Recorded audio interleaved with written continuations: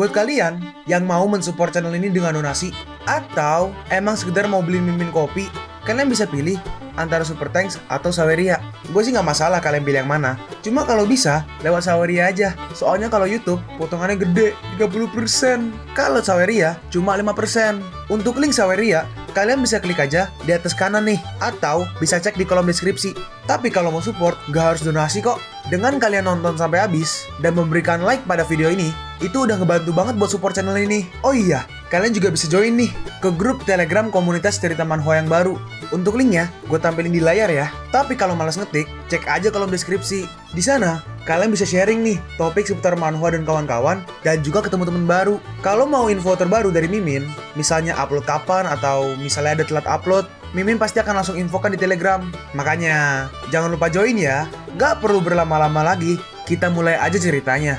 Halo guys, Sabik di sini, dan sebelum mulai ceritanya, gue mau ngumumin nih kalau Mimin sekarang ngadain giveaway. Mimin mau giveaway satu buah HP baru saat nanti udah menyentuh 50.000 subscriber. Untuk ikut atau berpartisipasi ada beberapa syaratnya nih, tapi simple banget. Syarat dan ketentuannya kalian bisa lihat nih di Instagram Mimin. Instagram Mimin tuh nih, Mimin tulis nih HP Sabik 12, atau kalian bisa lihat aja nih di link di deskripsi, udah Mimin cantumin di bawah. Di Instagram Mimin itu ada postingan dengan logo cerita manhwa. Nah, di sana kalian bisa lihat tuh syarat dan ketentuannya. Gak susah kok, syaratnya simple banget. Gak pakai ribet, gak pakai susah. 2 menit selesai. Pemenangnya akan Mimin umumin saat udah menyentuh 50.000 subscriber. Tunggu apa lagi? Makanya yuk, buruan subscribe biar cepet-cepet giveaway-nya. Nanti bakal ada giveaway terus kok, tenang aja. Oke, segitu aja. Kita lanjut ke ceritanya. Dalam hati Xiaoyang, begitu. Aku yakin ada hal yang tidak beres dengan belnya barusan. Itu bisa menggertakkan para murid lainnya dan membuat mereka menjatuhkan bagian dari atribut mereka. Ada peringkat di antara para murid. Di atas Xuanyi ada Chongqi. Xuanyi pakaian hitam, Chongqi penerus klan. Menarik, dia satu-satunya murid dengan pakaian hitam, yang artinya dia punya peringkat Xuanyi. Apa itu artinya? Kualifikasi untuk Chongqi adalah dirinya. Tetua kedua berkata, "Sialan, aku menyarankan untuk menendang dia keluar dari klan barusan. Tapi tetua ketiga ikut campur. Dia punya suatu hal terhadapku." Xin Yu berkata nih, "Tidak apa, aku sudah naik ke Shen Haiqing, dan itu dunia yang berbeda dibandingkan dengan mereka. Meski jika dia dipromosikan ke Xuanyi, dia bukan apa-apa di hadapanku. Kursi Chongqi adalah milikku. Akan kuhancurkan siapapun yang melangkah masuk." Chongqi tuh sekali lagi penerus klan ya. Lalu akhirnya belnya pun dibunyi nih. Ini harusnya gelombang pertama. Cepat, kedua guys. Cepat, bel kedua berbunyi. Semuanya tetap fokus. Terlalu cepat. Aku masih belum siap. Xiaoyang dengan santai lagi bermeditasi tuh untuk menahannya. Dalam hati Xiaoyang ada sesuatu yang aneh pada suara belnya. Mereka yang tidak tegas akan jadi lebih ragu-ragu setelah mendengar suara belnya. Di sisi lain, mereka yang berdiri tegak akan membangun kekuatan yang lebih kuat. Aku harus memanfaatkan kesempatan ini untuk berlatih. Tetua ketiga kedua, nih rambutnya beda ya, tapi harusnya ketiga ya. Tetuanya berkata, "Hehe, aku punya ide yang bagus. Bel kuno itu memerlukan 4 tetua bekerja sama untuk sekali membunyikannya. Aku dekat dengan tetua ke-6 yang membunyikan belnya, dan waktu dari 2 pembunyian yang terakhir akan diputuskan olehku. Bunyi belnya bisa dengan mudah mengguncang pikiran manusia, dan sekarang akan kutambahkan sesuatu nantinya. Di saat itu, Xin Yu, yang perlu kau lakukan adalah menyegel pikiranmu agar tidak seorang pun bisa bersaing denganmu untuk kursi Chongqi. Kalau begitu, terima kasih atas pertolongannya, tetua kedua." Oh, tetua kedua itu. Oh, kedua. Dan kali ini belnya berbunyi lagi. Kita lihat tuh yang duduk, sementara masih ada tersisa 2, 4, 6, 8, 10, 12, 14, 15 orang yang bertahan masih ya. Ini gak tertahankan. Aku gak bisa menahannya lagi. Iya, aku juga menyerah. Kalau kuteruskan, aku bisa gila. Sedangkan Xiaoyang masih nih bertahan. Lalu tiba-tiba, ini di mana ini? Barusan kan aku masih di tengah upacara promosi aliran udara putih. Enggak, ini adalah sesuatu yang kukenal. Ini kekuatan jiwa. Ini atribut yang ku ekstrak sebelumnya. Bukankah harusnya atribut ini ada di dalam diriku? Kenapa sekarang mereka di sini? Bunyi bel. Oh iya, ini bunyi bel yang mengguncang pikiran manusia di upacaranya. Apa aku di tengah ilusi dari belnya? Itu dari arah itu. Atribut jiwaku pergi ke arah sana. Ya, ini bel kuno yang tidak wajar dari Han Haichong. Apa dia menyerap kekuatan jiwaku? Aku tahu, ini adalah lautan pengetahuanku. Baru tadi aku tidak tahu apa kegunaan dari atribut jiwa. Sepertinya mereka semua berkumpul di sini, dan sekarang bel kuno ini menyerap atribut jiwaku. Jadi dia membawa pikiranku ke sini juga. Ini pertama kalinya aku memasuki pikiranku sendiri. Hari ini aku tidak akan membiarkanmu berlaku sesukamu. Aku akan memurnikanmu menjadi sesuatu. Tunggu. Tunggu, ada yang salah di sini. Ini bunyi bel yang kurapalkan pada bel kunonya untuk menyerap atribut jiwa. Melihat Xiaoyang masih kuat menahan bunyi belnya, dalam hati tetua kedua, kenapa dia masih tetap tenang dan stabil sekarang ini? Mereka yang masih bertahan di sini akan dipromosikan menjadi murid Ciyi. Ciyi itu jubah ungu ya. Tetua ketiga merapakan sesuatu pada suara belnya. Ya intinya orang yang kanan lah, dia berkata. Tetua ketiga merapakan sesuatu pada suara belnya. Banyak sekali murid yang terdiskualifikasi sekaligus. Sepertinya dia bertujuan membantu promosi Yan Xinyu. Dalam hati orang ini, pemimpin pura-pura nggak tahu. Nggak bisa disalahkan karena nggak ada murid Xuanyi lain dalam beberapa tahun ini di klan, terutama kepada anak laki-laki itu. Dia sungguh berbakat dan belnya dibunyiin lagi. Dalam hati tetua kedua, baiklah, aku biarkan kau menyaksikan ini, yaitu mantra yang sudah kuberikan segalanya untuk dirapalkan pada belnya. Ini akan menjadi bunyi bel terkuat di klan. Sayangnya, ini akan melibatkan murid lainnya dan Ku Xiaoyang di upacara ini. Ya, orang ini harusnya belum diperkenalkan ya guys, jadi namanya belum ada. Cuma orang kiri berkata, "Hah, apa yang terjadi? Bunyi yang terakhir, kenapa itu menjadi bunyi bel biasa?" Dan melihat itu, si tetua kedua kaget. "Hah, mustahil, kenapa kekuatan dari bel kunonya menghilang? Gak mungkin, mustahil." Dalam hati Xinyu, itu gagal. Pria bernama Ku dari wilayah selatan. Siapa dia? Dan kenapa bel kuno dari klan tidak berpengaruh padanya? Dan kita lihat tuh, Xiaoyang seperti menyerap atribut dari si belnya. Aku bermaksud untuk menyerap atribut jiwa darinya. Tapi apa kebetulan aku malah menggabungkannya dengan jiwa yang sudah kuserap. Sepertinya bel kuno di Han Haichong mengandung sesuatu yang dalam pada mantra perlindungan jiwa. Itu digunakan untuk membelokkan serangan pada jiwa ini. Ini sama dengan pedang jiwa Xuan Wang yang mana keantikannya diteruskan pada kami. Ini mantra pertahanan. Jika aku bisa memanfaatkannya seperti ketika ia menyerangku, ini akan menjadi senjata mematikan dalam persenjataanku. Benar kan? Aku perlu waktu untuk meneliti dan mengembangkannya. Dalam hati si kaisar, dia mewarisi kekuatan dari bel kuno. Pria dari wilayah selatan ini punya keberuntungan luar biasa yang cocok dengan klan kami. Seseorang berkata, "Aku akan mengumumkan para murid yang bertahan.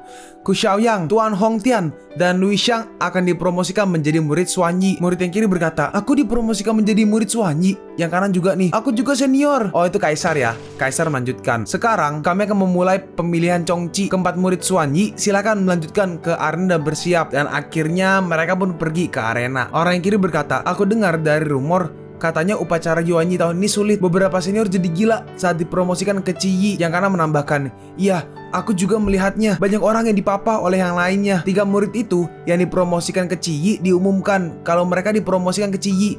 Hebat sekali. Yang kanan berkata nih, "Ada sedikit kerusakan pada bunyi terakhir pada bel kunonya. Itu nggak mengeluarkan kekuatan aslinya." Hah? Benarkah? Orang kanan melanjutkan, "Tapi meski begitu, mereka beruntung bisa dipromosikan menjadi murid Xuanyi. Mereka akan menunjukkan potensi mereka di arena duel." Lalu akhirnya ini mau berduel. Seseorang berkata, "Babak pertama, Yan Xinyu melawan Tuan Hongtian." Dalam hati kaisar, menurut riwayatnya, Tuan Hongtian dan Lui Xiang baru berhasil mencapai kursi murid Xuanyi. Yan Xinyu adalah satu-satunya murid yang dipromosikan menjadi murid Xuanyi tahun lalu. Sekarang, dia memasuki Shen Haiqing. Dalam hal kekuatan akan ada jarak besar di antara mereka. Dan pendatang baru, Ku Xiaoyang, meskipun dia bakat yang baru aja mendapatkan inti pedang dalam atribut petir dan diakui oleh bel kuno, dibandingkan dengan Yan Xinyu yang melalui Shen Haiqing, saat ini dia di tahap akhir Xuan Tanqing dan masih ada sedikit jarak baginya untuk mengejar Yan Xinyu. BTW, Xuan Tanqing itu ranah Spiral God. Mungkin setelah beberapa tahun dia bisa mengambil alih dan punya kesempatan untuk bersaing untuk kursi Chongqi. Salam senior Yan." Xinyu berkata, "Junior Tuan, ini pemilihan untuk Chongqi. Tolong anggaplah ini serius dan lakukan pergerakanmu sekarang. Junior gak berani melakukannya. Kalau begitu, aku akan mengambil kesempatan ini." Lalu si Xinyu langsung menyerang nih dan dia dengan mudah langsung dihempaskan. Wah, setelah senior Yan naik ke Shen Haiqing, kekuatannya sangat besar dan sekarang dia bisa mengalahkan senior Tuan hanya dengan satu gerakan. Babak kedua, Ku Xiaoyang melawan Lui Xiang. Xiaoyang berkata, "Salam senior Lui Xiang, juniorku yang datang dari wilayah selatan, bisa mencapai tingkatan ini dan langsung dipromosikan menjadi murid Xuanyi. Kau punya masa depan yang cerah." Senior Lui Xiang sedang membercandakanku, bukan? Sekarang, tolong berikan aku pencerahan. Dengan cepat, si senior maju nih, langsung menyerang ke arah Xiaoyang. Tapi Xiaoyang dengan mudah menghindarinya. Lalu Xiaoyang pergi ke belakangnya dan langsung menyerangnya nih dengan cepat. Dan si senior pun langsung kalah. Dan akhirnya, sekarang saatnya Xiaoyang melawan Xinyu. Ini di sini di dua panel ini kayak ngomong nih. Xiaoyang juga kayak ngomong, tapi nggak ada teksnya guys, nggak ada omongannya. Terus gue cari ke versi Inggrisnya pun kosong. Jadi gue lanjut ke sini ya. Terus kenapa? Yang menang mengambil segalanya. Sekarang aku sudah mencapai tingkat Shen Hai Qing, dan kau baru mencapai tahap akhir Xuan Tan Qing. Kau nggak bisa menang dariku. Semua kata-kataku benar. Kenapa ya orang-orang dari wilayah timur itu nggak masuk akal dan hanya menggunakan tinju mereka untuk berkomunikasi? Baiklah, sepertinya aku harus menggunakan ini untuk berbincang denganmu. Lalu Xiaoyang menyiapkan skillnya nih, pedang petir gitu. Nah, ini dia guys. Ada nih guys, urutannya nih. Harusnya urutan kultivasi mungkin ya. Ralat, bukan urutan kultivasi, tapi ini translatean. Jadi kalau misalnya nyebut ini, kayak nyebut Chongqi itu adalah penerus klan. Terus kalau nyebut Yuanqi itu adalah daya hidup. Terus kalau misalnya Shen Hai Qing itu kultivasi beneran, emang kultivasi itu. Jadi ini bukan urutan kultivasinya, tapi translate untuk kata-kata yang sering kepake di komik ini gitu, oke? Nih, ada Han Hai Chong, Xuan Tan Qing, Shen Hai Qing, Chongqi, Chongtian Region, Yuanqi, Ying Yue Chong, Wu Hua Chong, Qin Yang Chong, Xiao Han Qing. Ini gue taruh di deskripsi ya. Nih, kalau di sini gue kasih fotonya, tapi nanti gue tulis lagi di deskripsi. Pedang itu akan kupatahkan menjadi 2. Kau bisa mencobanya. Mereka berdua beradu serangan nih, beradu pedang. Dan serangan dari Xiaoyang hampir mengenai si Xinyu dan hampir mengenai penonton juga tuh dan menghajar tembok. Dalam hati Xinyu, bagaimana bisa dia sekuat itu ketika dia baru mencapai tahap akhir ranah Special Core. Melihat itu, si Kaisar pun juga kaget. Bagaimana bisa orang yang baru mencapai tahap akhir ranah Special Core, Spiral. Bagaimana bisa orang yang baru mencapai tahap akhir ranah Spiral Core bisa melancarkan serangan yang begitu kuat? Apa atribut petir sekuat itu? Dalam hati Xinyu, dia kuat, tapi ada gerakan awal sebelum dia melepaskan gerakan itu. Jika aku bisa bertindak lebih cepat dari itu, aku bisa mematahkan gerakannya. Lalu si Xinyu langsung nih mode ninja gitu dan langsung mengelilingi Xiaoyang dengan cepat. Dia pindah-pindah dengan cepat. Tidak akan masalah seberapa kuatnya itu kalau kau nggak bisa mendaratkan serangan. Lalu di sini Xiaoyang akan menyiapkan serangannya dan melihat itu, sekarang aku akan mengalahkannya dengan cepat. Lalu Xiaoyang langsung mengaktifkan skillnya. Jadi skillnya tuh nggak ngarah ke satu tempat doang, tapi ngarah ke area. Jadi kemanapun si Xinyu pergi pasti kena. Itu menyerang lagi. Dan si Xinyu pun terpukul mundur. Dia pun sampai keluar arena tuh. Kekuatan berarti segalanya. Segalanya akan sia-sia di hadapan kekuatan mutlak. Mustahil. Bagaimana bisa aku yang mencapai ranah Gatsi tidak bisa mengalahkan orang yang baru mencapai tahap akhir ranah Spiral Core? Mustahil. Aku masih punya banyak gerakan untuk mengalahkanmu. Baiklah, aku akan melepaskan seluruh kekuatanku untuk menghancurkan milikmu. Aku gak percaya kekuatanmu itu lebih kuat dari milikku. Silahkan, akan kugunakan kekalahanmu untuk memperingatkan yang lainnya. Tujuanku datang ke wilayah Middle Sky bukan untuk menantang kursi klan penerus dengan sampah sepertimu. Dalam hati Xiaoyang, jika aku memiliki kursi ini, itu akan menjadi lebih mudah. Xiaoyang melanjutkan, ranah Spiral Core bukan berarti lebih lemah dari ranah Gatsi. Bertahan dari petaka petir tidak berarti kau bisa melewati segala petaka. Ketika kau naik ke ranah Gatsi, hanya ada 6 lapis petaka petir yang dilepaskan di prosesnya. Kau bukanlah apa-apa. Akan kutunjukkan padamu kekuatan dari ranah Spiral Core yang melewati 12 lapis petaka petir. Dan Xiaoyang melancarkan serangannya nih. Dan serangannya yang satu hampir mengenai Xinyu. Lalu ternyata nggak cuma satu tuh, ada banyak banget pedangnya yang mengelilingi Xinyu. Petaka petir akan dilepaskan ketika daya hidupmu tidak memiliki tempat untuk bergerak di tubuhmu. Karena itu, daya hidup di tubuhmu akan berbau dan dimurnikan menjadi kekuatan yang lebih kuat. Dan itu seperti ini. Dan serangannya dilancarkan ke Xinyu dan berhasil mengenai Xinyu tuh. Dia orangnya. Ku Xiaoyang harus menjadi penerus klan dari klan Samudra Agung. Dan akhirnya Xinyu pun kalah. Sekarang, apa aku memenuhi syarat untuk kursi penerus klan? Dan melihat itu, orang-orang kaget. Sudah berakhir? Gerakan apa yang barusan itu? Rasanya seperti petaka petir. Terus Kaisar harusnya mengumumkan ya, pemenang dari babak ini adalah Ku Xiaoyang. Selamat Ku Xiaoyang, kau adalah penerus klan baru dari klan Samudra Agung. Dan akhirnya semua acaranya selesai. Masuk nih ke dalam sebuah ruangan. Kaisar berkata, aku gak percaya kita memiliki orang terpilih dari wilayah selatan. Ku Xiaoyang, katakan, hadiah apa yang kau inginkan sebagai penerus klan? Menghargai kebaikan dari Maharaja. Wilayah selatan miskin dalam sumber daya. Murid ini berharap diberikan beberapa buku panduan tingkat langit dan obat untuk bersiap menerobos naik ranah Gatsi. Baiklah, sebagai penerus klan dari klan Samudra Agung, kau bisa mengambil apapun yang kau inginkan di perpustakaan literatur. Kami bukanlah bagian dari wilayah suci, tapi kami masih tetap klan berperingkat tinggi. Permintaan untuk buku panduan akan cukup. Mengenai resep obat, kami memiliki resep spesifik bagi murid untuk dipilih. Tapi bahan dan obat yang kau sebutkan, klan Samudra Agung kekurangan obat. Si Kaisar menjawab, ceritanya panjang. Perbatasan antara klan Samudra Agung dan klan Matahari Kemasan adalah wilayah bernama Domain Lesser Winter. Wilayah ini kaya akan energi kehidupan, jadi ada banyak material langka dan berharga yang tumbuh di sana. Tapi wilayah ini akan terbuka setiap 10 tahun sekali. Seharusnya, klan Samudra Agung dan klan Matahari Kemasan akan menugaskan murid-murid untuk mengumpulkannya. Itu adalah persediaan utama obat-obatan klan Samudra Agung. Tapi sekarang, bertahun-tahun lalu, klan Matahari Kemasan membentuk aliansi dengan klan peringkat ketiga atas, klan Bulan Agung dan klan Bayangan Bulan. Karena itu, ada 4 klan yang tinggal bersama di wilayah ini. Benarannya adalah Benarannya adalah aliansi ini. Benarannya apaan? Benarannya adalah aliansi ini mengambil keuntungan dari klan kita.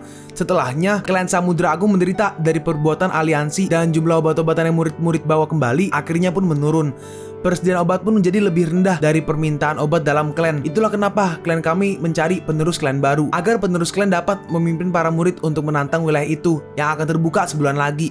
Untuk menghalangi klan lainnya, rencana yang paling optimis adalah untuk mencabut kesepakatan lama dan mengasingkan klan Bulan Agung dan klan Bayangan Bulan dari wilayah ini. Apa klan itu sangat kuat? Tetua kedua harusnya ya. Yang kanan menjawab, secara keseluruhan kekuatan semua klan seimbang, tapi semua tetua di klan Samudra Agung lebih kuat dari yang lainnya.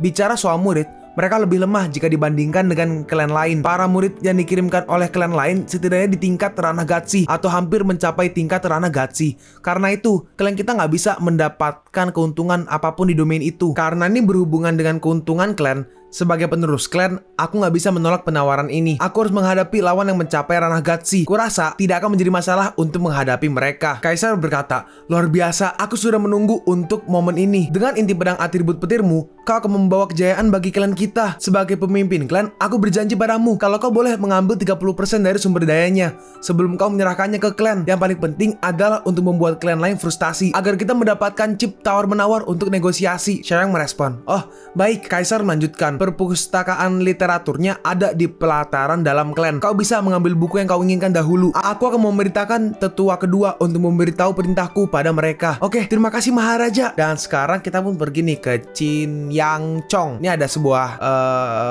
ruang teleportasi gitu, dan ada beberapa orang yang duduk nih. Nah, sekarang kita lihat nih guys. Orang ini adalah tetua klan Matahari Kemasan. Oh, ini tetua klan Matahari Kemasan guys. Namanya Chin Fei. Hari ini aku mengundang kalian berdua kemari untuk berdiskusi mengenai masalah domain Lesser Winter yang akan terbuka sebulan lagi. Bagaimana menurut kalian tentang distribusi sumber daya? Orang yang kiri nih adalah tetua klan Bulan Agung, namanya Quan Xiao. Dia berkata, klan Bulan Agung telah membantumu mengamankan domain Lesser Winter, tapi kami hanya mendapatkan 20% dari sumber dayanya. Kurasa sumber dayanya nggak cukup untuk kami. Dan cewek ini adalah tetua klan Bayangan Bulan, namanya Yun Nuo, sang peri. Sang peri bukan namanya ya, sang peri bahasa Indonesia. Aku setuju. Ini ke-6 kalinya kami memasuki domain. Kami, klan Bayangan Bulan, kehilangan 2 murid dengan tingkat ranah Gatsi. Mungkinkah harus meningkatkan angka distribusinya lantaran semua kerja keras dan pengorbanannya? Chin Fei bertanya, oh, katakan, berapa banyak yang kalian inginkan? Yun Nuo menjawab, bagaimana kalau begini? Kita bersaing dengan adil, dan yang kita dapatkan berdasarkan dari kekuatan kita sendiri. Sepertinya kalian lupa akan sesuatu. Domain Lesser Winter berlokasi di perbatasan kami, klan Matahari Kemasan dan klan Samudra Agung. Itu harusnya kami dan klan Samudra Agung yang mendistribusi segalanya. Kalian harusnya nggak punya keterlibatan dalam ini. Quan Xiao, tetua klan Bulan Agung, berkata, mungkin kita harus coba bersaing berdasarkan kekuatan kita sendiri. Lalu kami mengembalikan 30% dari sumber dayanya pada kalian, klan Matahari Keemasan. Anggaplah ini kompensasi untuk klan Bulan Agung. Anggaplah ini kompensasi untuk klan Bulan Agung dan klan Bayangan Bulan karena kehilangan murid mereka. Ini penawaran bagus dan gak ada seorang pun yang menderita kerugian. Baiklah, kami akan mengikuti penawaran kalian. Dalam hati Chin Fei, para tetua bodoh ini jadi serakah. Tahun ini klan Matahari Kemasan kami punya beberapa murid yang mencapai tingkat ranah Gatsi. Kita lihat aja berapa banyak sumber daya yang akan kalian bawa pulang. Lalu Xiaoyang pun pergi nih ke perpustakaan. Ada 31 buku panduan tingkat langit di dalam perpustakaan literatur. Klan hebat yang menduduki peringkat 3 teratas, klan langit biru cuma punya 1 buku tingkat langit dan hanya tetua yang punya kewenangan untuk mengaksesnya. Buku panduan ini mengajari cara mengubah aura pedang menjadi aura pelindung. Pengajarannya berfokus kepada bagian pertahanan. Meskipun ini tingkat paling rendah dari semua buku panduan tingkat langit ini, tapi pengajarannya cocok dengan pelatihan pedangku. Dan buku panduan tingkat langit menengah ini, buku pedang galaksi juga cocok dengan gayaku. Akan kumulai dengan 2 buku ini. Ada waktu 1 bulan untukku berlatih untuk eksplorasi selanjutnya ke dalam domain Lester Winter. Aku harus benar-benar siap agar aku mendapat obat-obatan yang cukup dan inti untuk naik menerobos ke ranah Gatsi. Dan akhirnya si Xiaoyang pun mulai berkultivasi. Dan ternyata kultivasi dari Xiaoyang memancarkan seperti aura tuh guys dari ruangannya. Hei tuh, cahaya, ada seseorang di atas sana.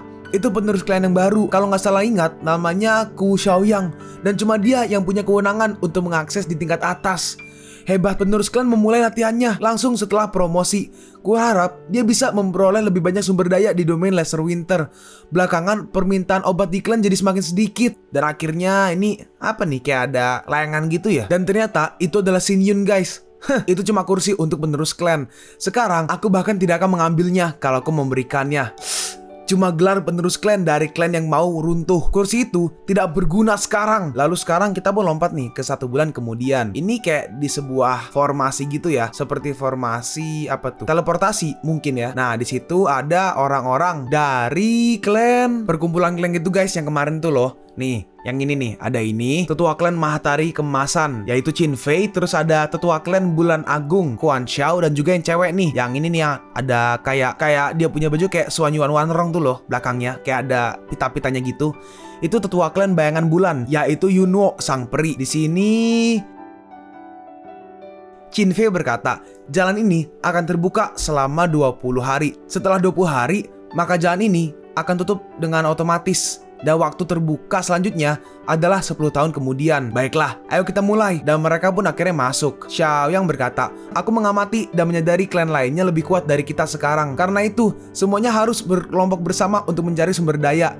Kita akan dibagi menjadi 3 grup. Shanghai akan memimpin grup 1, Senior akan memimpin yang lainnya, dan sisanya akan mengikutiku. Kita mulai pencariannya dari sisi barat secara serentak. Tolong ingat ini, jangan terpisah dari grup kalian. Jarak antar 2 grup juga harus tetap dalam jarak aman. Siapapun yang bertemu dengan musuh harus langsung memanggil bala bantuan. Selanjutnya jalan keluar dari domain ini hanya terbuka selama 20 hari. Gak peduli seberapa banyak sumber daya yang kalian temukan dan kumpulkan. Dalam 15 hari, semua orang harus mencapai jalan keluar dan meninggalkan domain 5 hari kemudian. Shinju membalas, apa maksudmu? Domain Lester Winter hanya terbuka setiap 10 tahun dan kalian bergantung pada sumber dayanya. Gak cuma kau meminta kami pergi lebih awal, tapi kita juga cuma bisa mencari di arah yang sama. Bagaimana kalau tidak ada sumber daya di sisi barat? Pera menjawab, sekarang aku adalah penerus klan dan akulah yang menjadi komandan untuk misi ini. Aku juga yang akan memimpin serangan pertama. Kalau tidak ada sumber daya di sisi barat, aku akan kembali untuk realokasi dan merencanakan ulang. Selanjutnya, kalian gak perlu khawatir masalah sumber daya. Meski jika kalian tidak menemukan apapun, aku akan kembali dengan sumber daya. Shinju membalas, hah? Sendirian? Berapa banyak obat yang bisa kau bawa kembali? Kau pikir tempat ini sama dengan tempat asalmu, wilayah selatan? Sok ngatur tempat lain sebagai raja. Terus orang yang kanan nih, yang rambutnya agak biru gitu, dia berkata, setuju. Sebagai penerus klan, kami mengikuti perintah dan datang kemari berjuang untuk sumber daya. Kalau kita hanya mencari di satu arah, tidak akan ada hasilnya. Karena kalian sudah tahu, kalau kita berjuang untuk sumber daya dan akan adanya korban, klan kita lebih lemah dari 3 klan lain. Dan itu sudah jelas, mereka telah berencana untuk mendapatkan semua sumber dayanya. Apa kalian gak belajar dari eksplorasi sebelumnya? Berapa banyak orang yang selamat dan keluar dari domain Lester Winter?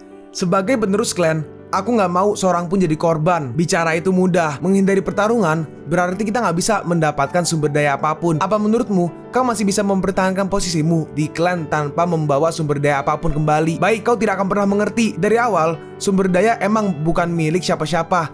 Kita harus berpencar untuk mencari dan memperolehnya. Selama kalian menemukan sumber dayanya, itu milikmu. Setelah itu, kita harus berkumpul kembali untuk mempertahankan semua sumber daya yang terkumpul. Tapi kau menghabiskan waktumu sok memberi pelajaran. Memalukan sekali bagi posisimu di dalam klan. Terus akhirnya mereka pun berpencar nih. Orang yang kiri berkata, penerus klan, kami mengerti rencananya demi kami, tapi senior yang benar. Maaf, waktunya mepet. Aku harus segera pergi untuk mencari sumber daya dan mereka semua pun akhirnya pergi. Lalu di sini kita lihat tuh ada satu murid nih. Wah, ini anggrek hati, salah satu bahan untuk membuat pil obat jantung. Ada banyak sekali di sini. Wah, senior yang benar. Aku yang pertama menemukan anggrek hati sebanyak ini. Ini semua milikku sekarang. Tapi tiba-tiba ada yang menyerang nih ke arahnya dan ternyata terkena serangan tuh. Ada yang menyerang secara diam-diam. Bagaimana bisa? Dan ternyata murid yang ini nih sendiri dan yang datang nyerang ada 3 orang. Orang yang kiri berkata, dia itu si bodoh yang berlari menuju kematiannya karena dia melangkah masuk ke kebun anggrek hati ini. Lalu tiba-tiba ada yang datang nih. Hey, apa kau yakin dengan ini? Mengkhianati klan Samudra Agung. Kukatakan terus terang aja, klan Matahari Kemasan tidak akan pernah menerima pengkhianat sepertimu. Jin Yun membalas, kau gak perlu khawatir soal ini. Aku, Yan Xin Yu, yang punya inti tingkat langit pertama dan mencapai tahap menengah Rana Gatsi di usia 24 tahun.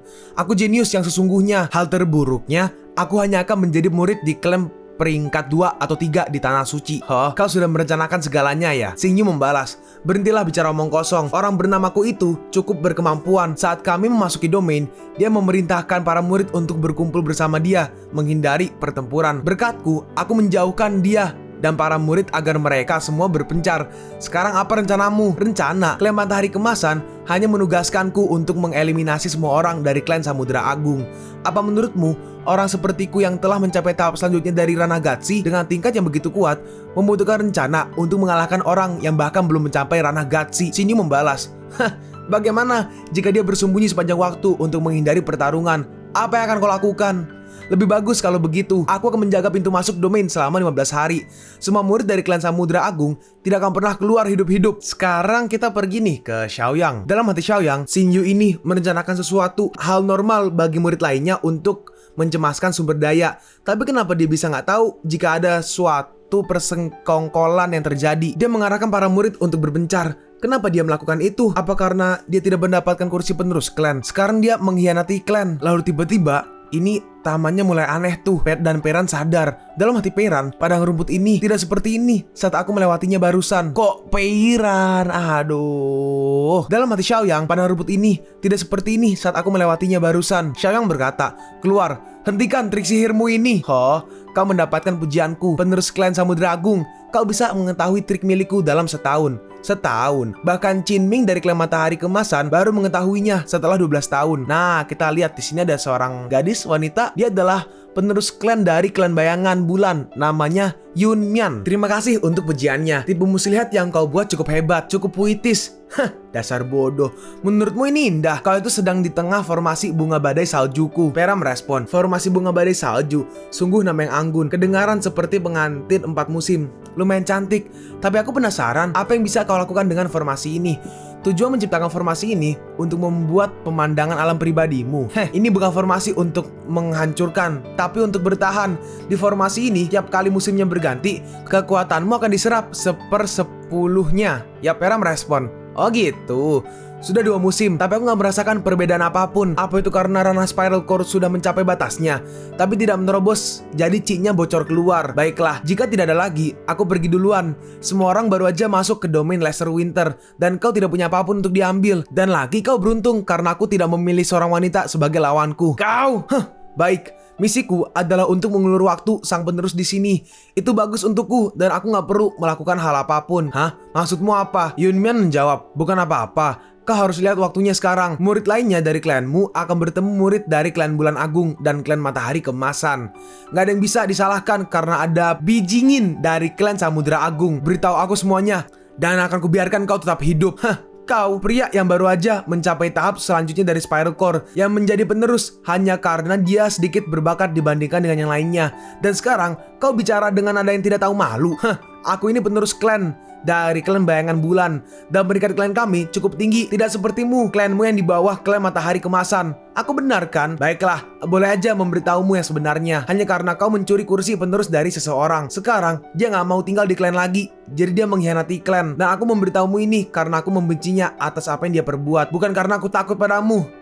Xin Yu, beraninya! Dan cepat, Xiaoyang langsung maju, langsung pergi. Tapi tiba-tiba dari atas ada beberapa serangan tuh, dan Xiaoyang di sini, Xiaoyang sepertinya kena serangannya dan dia terhempas mundur tuh, terpukul mundur. Yunmian berkata, "Mungkin kau lupa kenapa aku ada di sini. Terlebih lagi kau tertahan di formasiku, di formasi 8 musimku. Diam, aku tidak melawanmu karena kau wanita. Sekarang aku akan menghancurkan siapapun yang menghentikanku pergi menyelamatkan para murid klanku." Kalian pun sampai di penghujung video ini. Kalian mau tahu lanjutan chapter ini? Atau manhwa menarik lainnya? Makanya, jangan lupa subscribe biar kalian gak ketinggalan kalau gue upload video baru. Jangan lupa like, komen, dan share ke teman-teman kalian supaya channel ini bisa lebih berkembang ke depannya. Segitu dulu dari video cerita manhwa. Gua Sabik undur diri. See you on the next video. Zaijian.